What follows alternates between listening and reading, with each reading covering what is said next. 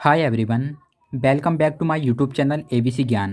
Guys, आज की video में मैं आपके लिए लेकर आया हूँ यूपी बोर्ड एग्ज़ाम 2022 का 10th क्लास का हिंदी का पेपर है। तो चलिएगा वीडियो स्टार्ट करते हैं। ये पेपर है आपका यूपी बोर्ड एग्ज़ाम 2022 का पेपर है हिंदी का, जो कि 24 मार्च 2022 को आयोजित किया गया था। और पेपर में टोटल 12 पेज हैं। पेपर का सेट है 801 AG। यूपी के मुरादाबाद मंडल के आसपास के जो सभी ज़िले हैं वहाँ पे पेपर था। ये पेपर का पूर्णांक है 70 नंबर। पेपर का टाइम है 3 घंटा 15 मिनट। और यहाँ से स्टार्ट है आपका पहला क्वेश्चन। निम्नलिखित कथनों में से कोई एक कथन सही है, उसे पहचान कर लिखिए। यहाँ पे 4 कथन हैं, 4 में से कोई एक कथन सही है, उसे आपको बताना है। तो इसमें आपका फोर्थ वाला सही है। हंस पत्रिका के संपादक मुंशी प्रेमचंद्र हैं, ये कथन सही है। बाकी तीनों कथन ऊपर वाले गलत हैं। ठीक है, तो ऑप्शन फोर्थ आपका राइट आंसर है इसमें। उसके बाद है टर्नओवर। सेकंड वाले पेज पे आपको आ जाना है। ये है आपका सेकंड पेज। कलम का सिपाही के रचनाकार हैं। ठीक है, आपका पहला ऑप्शन है प्रेमचंद्र, सेकंड ऑप्शन है हजारी प्रसाद द्विवेदी, थर्ड ऑप्शन है अमृत राय, फोर्थ ऑप्शन है हरिवंश राय बच्चन। कलम का सिपाही के रचनाकार हैं, तो इसमें आपका थर्ड वाला राइट आंसर है अमृत राय। कलम का सिपाही एक जीवनी है, इसके लेखक अमृत राय हैं। ठीक है, कलम का सिपाही जो जीवनी है ये प्रेमचंद्र के ऊपर लिखी गई है, अमृत राय ने लिखी है, ये आपको ध्यान रखना है।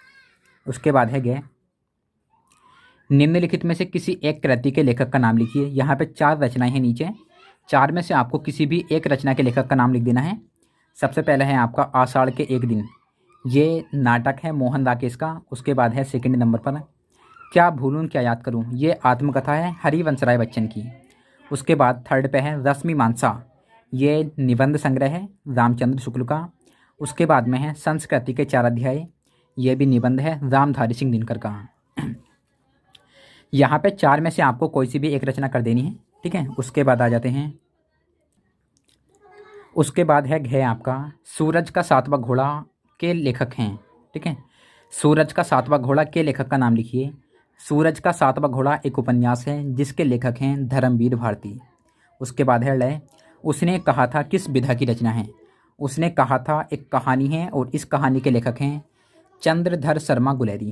ठीक है, उसने कहा था कहानी विधा की रचना है, थर्ड वाला आपका राइट आंसर है। उसके बाद है दो का क्या है, रीतिबद्ध काव्यधारा के किन्हीं 2 कवियों के नाम लिखिए। तो यहाँ पे आप लिख सकते हैं जैसे कि बिहारी और सेकंड नंबर पर केशव दास। उसके बाद है खे आपका छायावाद की किन्हीं 2 मुख्य विशेषताओं का उल्लेख कीजिए।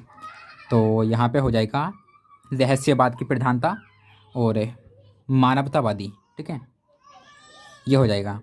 उसके बाद है प्रिय प्रवास के रचनाकार का नाम लिखिए। तो प्रिय प्रवास एक महाकाव्य है, इसके लेखक हैं अयोध्या सिंह उपाध्याय हरिओध।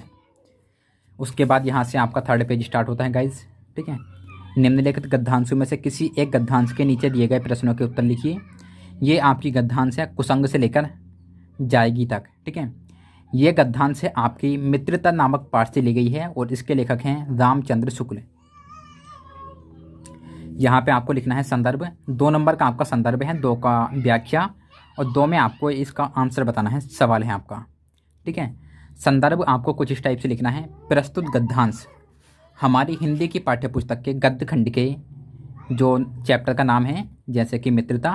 ठीक है, प्रस्तुत गद्यांश हमारी हिंदी की पाठ्यपुस्तक के गद्य खंड के मित्रता नामक पाठ से ली गई है, इसके रचयिता रामचंद्र शुक्ल हैं। उसके बाद में इसकी आपको व्याख्या कर देनी है। उसके बाद है गाइज ये अथवा में है आपका। अगर आपसे ये वाली गद्यांश नहीं आती है तो आप इसे हल कर सकते हैं। बुद्ध के जन्म की घटनाएं, और ये गद्यांश आपके सेकंड पेज पे भी है।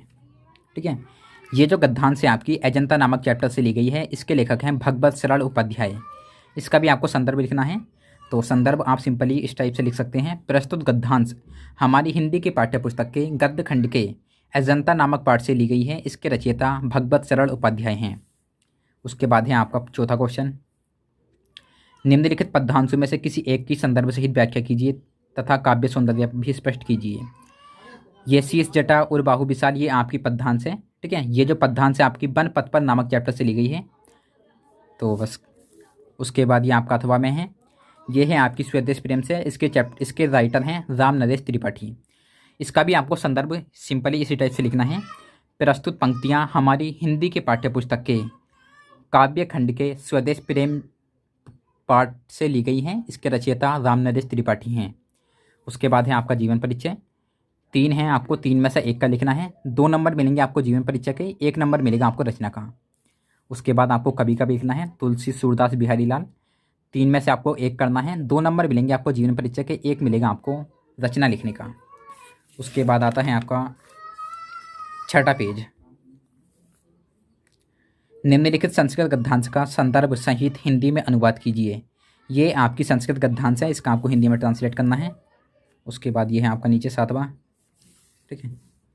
यह है आपका 8वां क्वेश्चन। करुण रस अथवा हास्य रस का स्थायी भाव बताते हुए परिभाषा लिखिए। करुण रस की परिभाषा हो जाएगी, किसी भी प्रिय वस्तु, व्यक्ति आदि के अनिष्ट की आशंका तथा इनके विनाश से उत्पन्न क्षोभ अथवा दुख की संवेगात्मक स्थिति को करुण कहा जाता है। विभाव, अनुभाव और संचारी भाव के संयोग से पूर्णता प्राप्त होने पर शोक नामक स्थायी भाव से करुण रस की निष्पत्ति होती है। ये इसकी डेफिनेशन है। करुण रस काफ़ी लंबा है। उसके बाद है आपका हास्य रस।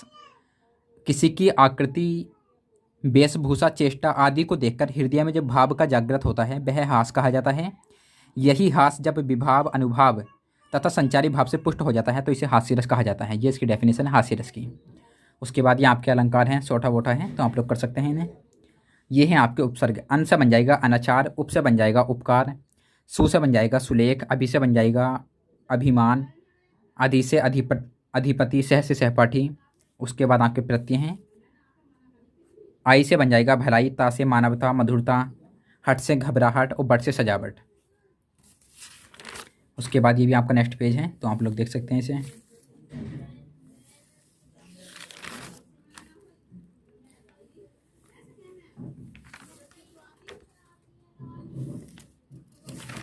और यहाँ पे आके आपका पेपर फिनिश।